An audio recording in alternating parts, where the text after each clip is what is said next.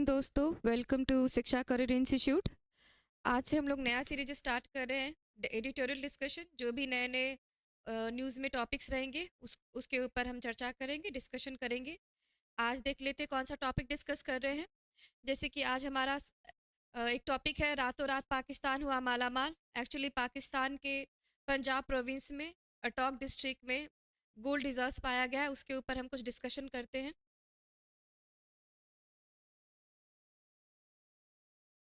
Farmer Punjab state mining minister, क्या नाम है, Ibrahim Hasan Murad, has claimed to have received a gold reserves of 2 billion 17,000 crore. वहाँ पे $2 बिलियन का गोल्ड रिजर्व्स पाया गया है, जो कि वर्थ ₹17,000 करोड़ है। कहाँ पे पाया गया? एज आई सेड, पंजाब के प्रोविंस में अटॉक डिस्ट्रिक्ट में पाया गया है। ठीक है, यहाँ पे देखिए, ये हमारा इंडिया, ये हमारा इंडिया, और ये पाकिस्तान। पाकिस्तान के पंजाब प्रोविंस में नॉर्थ में एक डिस्ट्रिक्ट पड़ता है, अटॉक डिस्ट्रिक्ट। यहीं पे 32 किलोमीटर के स्ट्रेच में 32 किलो के स्ट्रेच में गोल्ड रिजर्व्स पाया गया है पाकिस्तान में। Okay, so gold reserves have been found in an area 32 kilometre in Attock. देखते हैं पाकिस्तान को कितना फ़ायदा हो रहा है इससे, ये कितना नुकसान हो रहा है। पाकिस्तान इस चीज़ को इनकैश कर पाएगा कि नहीं कर पाएगा, आगे देखते हैं। चलिए, तो नाउ सबसे पहले हम जानते हैं कि पाकिस्तान के पास इतने सारे गोल्ड रिजर्व्स कहाँ से मिले, कैसे प्राप्त हुआ। देखिए, यहाँ पे the gold found in the Indus river to originate from the northern mountain region. देखिए, होता क्या है ना कि जब हमारा ये हमारा अगर धरती है, दिस इज आवर अर्थ, ठीक है, दिस इज आवर अर्थ। तो एक समय था जब 7 कॉन्टिनेंट्स इकट्ठा अटैच थे। 7 कॉन्टिनेंट्स इकट्ठा अटैच थे, जिसको पेंजिया कहते हैं। अब पेंजिया क्या था? ये हमारा बीचों बीच इक्वेटर है। जो नीचे वाले कॉन्टिनेंट्स है, इसको हम लोग गोंडवाना कहते हैं, गोंडवाना। ठीक है, गोंडवाना। और ऊपर वाले जो कॉन्टिनेंट है उसको लॉरेशिया कहते हैं, लॉरेशिया। अब इसी में हमारा प्यारा भारत भी था। अब ये भारत की जो प्लेट्स है ऊपर की तरफ आया, और ये यूरोप के प्लेट से टकराया, जिसकी वजह से हिमालय की उत्पत्ति हुई। यहाँ पे हिमालय की उत्पत्ति हुई। यहाँ से एक रिवर आती है, इंडस रिवर। ठीक है, इंडस रिवर। अब देखिए, गोल्ड दो चीज में पाई जाती है। गोल्ड दो टाइप से पाई जाती है। एक होता है प्राइमरी गोल्ड माइंस। दो टाइप से गोल्ड पाई जाती है, एक होते हैं प्राइमरी गोल्ड माइंस, ठीक है, और दूसरी होती है सेकेंडरी गोल्ड माइंस। दो टाइप से गोल्ड माइंस पाई जाती है। माइंस मतलब जो खदानी होती है, जहाँ से खोद के हम लोग मेटल्स वगैरह निकालते हैं, गोल्ड मिलते हैं, उसको हम लोग माइंस कहते हैं। अब देखिए, प्राइमरी गोल्ड माइंस में होता है कि जहाँ पे गोल्ड पाया जाता है उसी से हम लोग माइनिंग करके गोल्ड निकाला, तो वो हमारा प्राइमरी गोल्ड माइंस हो गए। और दूसरा होता है सेकेंडरी गोल्ड माइंस, जहाँ पे मेटल्स ऑलरेडी थे, वो समहाउ रन ऑफ करके, वाटर बॉडीज के थ्रू रन ऑफ करके वो दूसरे जगह पे चले जाते हैं, और वहाँ पे सेडिमेंट्स हो जाते हैं, बैठ जाते हैं। क्योंकि गोल्ड बहुत भारी होता है, तो वो बहुत ज़्यादा दूर तक ट्रैवल नहीं कर पाते, वो बैठ जाते हैं। उसी को हम लोग कहते हैं सेकेंडरी गोल्ड माइंस। अब हुआ क्या था, जब हमारे हिमालय की उत्पत्ति हुई, तो हिमालयाज रॉक से बने हुए हैं। ठीक है, sedimentary rocks and metamorphic rock से हिमालयाज बने हुए हैं। अब हुआ क्या, गोल्ड माइंस जो यूजुअली होते हैं, गोल्ड जो मेटामॉर्फिक रॉक में पाए जाते हैं, अब मेटामॉर्फिक रॉक क्या होता है? मेटामॉर्फिक रॉक ऐसे रॉक होते हैं जिसमें केमिकल और फिजिकल चेंजेस होते हैं। ऑलरेडी एग्जिस्टिंग रॉक है, उसमें फिजिकल और केमिकल चेंजेस हुए because of high temperature, high pressure.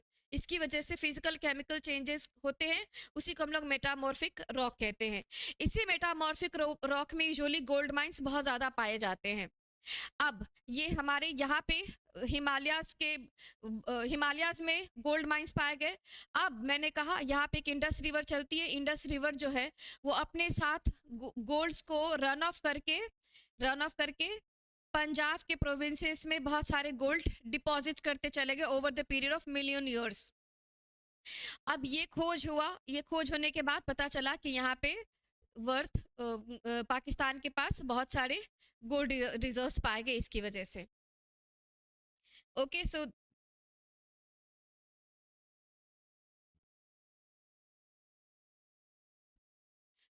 These are the reasons कि पाकिस्तान के पास गोल्ड रिजर्व्स इतने मिले हैं। ओके, नाउ अब हम लोग आते हैं, अब गोल्ड रिजर्व्स मिले तो हैं पाकिस्तान को। अब पाकिस्तान की देखते हैं उनको कितना इनकैश कर पाते हैं। वैसे भी गोल्ड को रिजर्व पाने के बाद उसको इनकैश करना होता है, उसमें से माइनिंग करनी होती है, और गोल्ड माइनिंग करने के 4 स्टेजेस हैं। देखते हैं कौन कौन से स्टेजेस हैं। फर्स्ट स्टेज तुम्हारा हो जाता है फाइंडिंग गोल्ड माइन। सबसे पहले तो हमें फाइंड करना होता है कि कहाँ पे गोल्ड माइंस ऑलरेडी एग्जिस्ट करते हैं। Okay, according to the world gold council, even after getting gold reserves somewhere, its mining has to face many problems. This requires time, financial resources and many experts. अगर आपके पास gold reserves मिल भी गए हैं तो आपको बहुत सारे टाइम कंज्यूम करते हैं, बहुत सारे एक्सपर्ट्स लगते हैं, बहुत सारे फाइनेंशियल्स, बहुत सारे इंफ्रास्ट्रक्चर लगते हैं, तब जाके उस गोल्ड माइन से आप गोल्ड को एक्सट्रैक्ट कर सकते हैं। ये हमारा फर्स्ट स्टेज है। क्या फर्स्ट स्टेज हो गया? Finding gold mines. Okay, after getting the initial evidence of the gold reserves, the possibilities of further mining would have been less than 1%. अगर आपको गोल्ड माइंस का पता चल भी जाता है तो आपकी पॉसिबिलिटीज है लेस देन 1% कि वहां से आप गोल्ड को एक्सट्रैक्ट कर पाते हैं।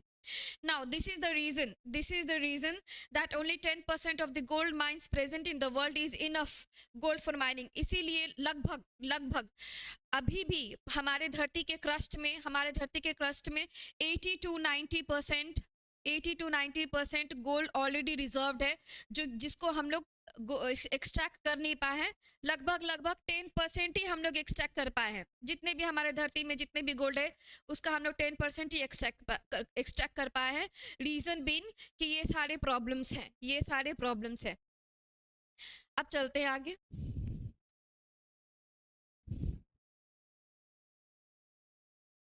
आगे देखते हैं। सेकेंड स्टेज देखते हैं। सेकेंड स्टेज में क्या होता है? सेकेंड स्टेज में होता है डेवलपिंग द गोल्ड माइंस। अगर आपको पहला स्टेज में आपने फाइंड आउट कर लिया कि कहाँ पे गोल्ड माइंस है, अब उस गोल्ड माइन को आपको डेवलप करना पड़ेगा। Once it is determined that gold can be mined in a mine, the mine is developed for further excavation. अब आप उसको फाइंड आउट कर लीजिए कि आपको गोल्ड माइंस मिल गया। अब फर्दर आप एक्सकेवेशन के लिए प्रोसेस को स्टार्ट कीजिए। Mining companies apply for the permits and licences. Mining company जो भी है वो परमिट्स के लिए, लाइसेंस के लिए अप्लाई करते हैं, जो कि थोड़ा डिफिकल्ट होता है मिलना। Before starting the digging process, generally the entire process can take several years. आपको परमिट्स और लाइसेंस लेने के लिए बहुत साल लग जाते हैं। ऐसा नहीं है कि पाकिस्तान में फर्स्ट टाइम गोल्ड रिजर्व्स मिले, इससे पहले भी गोल्ड रिजर्व्स मिले थे पाकिस्तान में, जो कि कनाडा को प्राप्त हुआ था एज अ कॉन्ट्रैक्ट, लेकिन समहाउ पाकिस्तान पीछे चला गया और कैनेडियन जो भी कैनेडियन माइनर्स थे, कैनेडियन माइनर्स जो थे, उन्होंने फिर पाकिस्तान को सू कर दिया और Pakistan has to pay good amount to the Canadian miners. Okay, तो ये सारे डिफिकल्टीज हैं। नेक्स्ट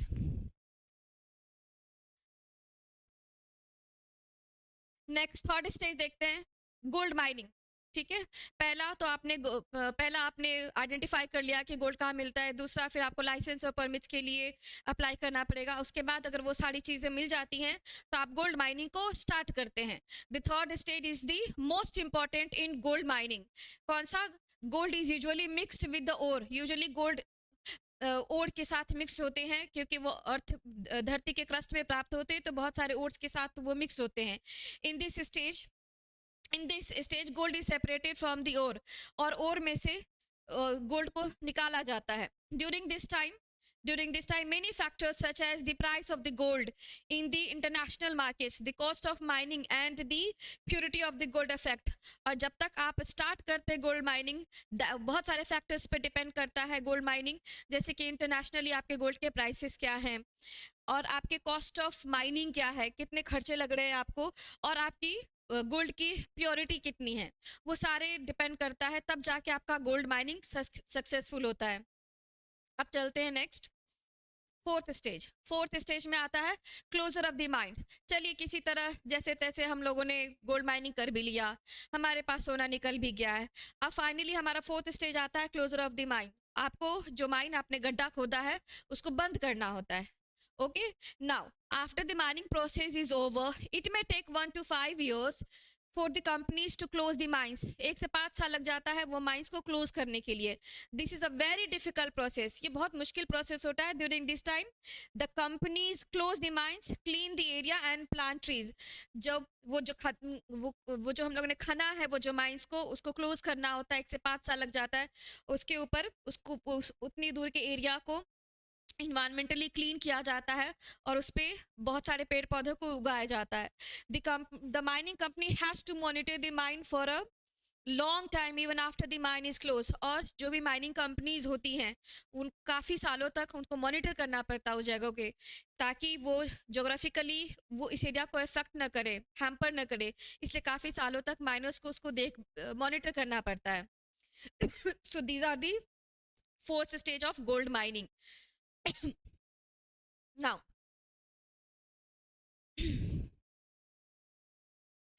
हम कुछ चैलेंजेस देख लेते हैं. पाकिस्तान में फेस सम चैलेंजेस, जैसे कि सबसे पहले तो हम ये देखते हैं कि क्या क्या चैलेंजेस फेस कर सकता है पाकिस्तान. चैलेंजेस ओके, सबसे पहले चैलेंजेस तो पाकिस्तान के पास ये आती है कि ये फ्लॉड डेमोक्रेसी है. ठीक है, फ्लॉड डेमोक्रेसी. इनफैक्ट 2023 में इसको ऑथोरिटेरियन के कैटेगरी में डाल दिया गया है. अगर आप EIU का डेटा देखते हैं, 2023 का EIU का डेटा अगर देखते हैं, इकोनॉमिक इंटेलिजेंस यूनिट का अगर आप इंडेक्स देखते हैं, तो पाकिस्तान को रैंक आया है. पाकिस्तान को कितना रैंक आया है? पाकिस्तान को 118 रैंक आया है out of 165. So that come अंदर ऑथोरिटेरियन.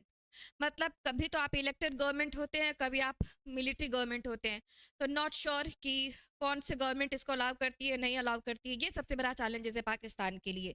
दूसरा चैलेंजेस है कि यहाँ पे करप्शन बहुत ज़्यादा है. दूसरे चैलेंजेस यहाँ पे करप्शन कितना है, आप इसी बात से समझ सकते हैं कि कितना करप्शन है. जैसे कि अगर आप इंडेक्स देखते हैं, कौन सा, एज पर करप्शन, इसका index corruption, as per corruption perception index अगर आप देखें, करप्शन परसेप्शन इंडेक्स अगर आप देखते हैं तो पाकिस्तान का रैंक कितना है? पाकिस्तान का रैंक है 133 आउट ऑफ 180 कंट्रीज. सो आप देख सकते हैं कितना ज़्यादा करप्शन है यहाँ पर. ठीक है. तीसरा चैलेंजेस फेस कर सकता है सीपेक. जहाँ पे ये मिला है गोल्ड रिजर्व्स, वहाँ पे चाइना पाकिस्तान इकोनॉमिक कॉरिडोर है. चाइना पाकिस्तान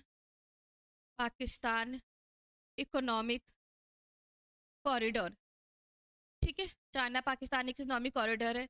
तो पाकिस्तान एक चैलेंजेस फेस कर सकता है चाइना की तरफ से. उनको शेयर चाहिए या फिर चाइना अलाउ करता है या नहीं करता है. वहाँ पे लैक ऑफ इंफ्रास्ट्रक्चर है, lack of infrastructure, lack of